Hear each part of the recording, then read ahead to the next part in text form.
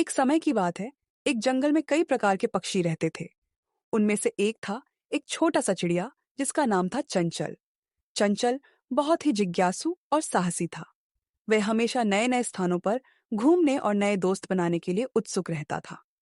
चंचल के दोस्तों में एक था एक बुद्धिमान तोता जिसका नाम था गोपी। गोपी बहुत ही चतुर और समझदार था।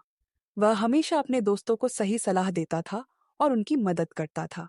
एक दिन चंचल ने अपने दोस्तों के साथ जंगल के बाहर जाने का फैसला किया। वे सभी एक साथ उड़कर एक नए स्थान पर पहुंचे, जहां उन्होंने एक सुंदर बाग देखा। बाग में तरह तरह के फूल और फल लगे हुए थे, जो पक्षियों के लिए एक स्वर्ग जैसा था। चंचल और उसके दोस्त बाग में घूमने लगे और फलों का आनंद लेने लगे। लेकिन तभी एक बड़ा और शक्तिशाली बाज आया और उन्हें धमकाने लगा। बाज ने कहा, यह बाग मेरा है और तुम सभी यहां से चले जाओ। चंचल और उसके दोस्त डर गए, लेकिन चंचल ने हिम्मत नहीं हारी। उसने सोचा कि वह बाज से कैसे निपट सकता है। तभी उसे एक विचार आया। उसने अपने दोस्तों को इकट्ठा किया और उन्हें एक योजना बनाने के लिए कहा। गोपी ने कहा, चंचल, हमें बाज को भगाने के लिए एक साथ मिलकर काम करना होगा। हमें अपनी ताकत और बुद्धिमत्ता का उपयोग करना होगा। चंचल ने कहा, बिल्कुल, हम सभी एक साथ मिलकर बाज को भगाने की कोशिश करेंगे। चंचल की योजना थी कि सभी पक्षी एक साथ मिलकर बाज को भगाने की कोशिश करें। वे सभी एक साथ उड़े और बाज के चारों ओर घूमने लगे। बाज को यह देखकर बहुत गुस्सा आया, लेकिन वह पक्षियों को नहीं पकड़ पाया।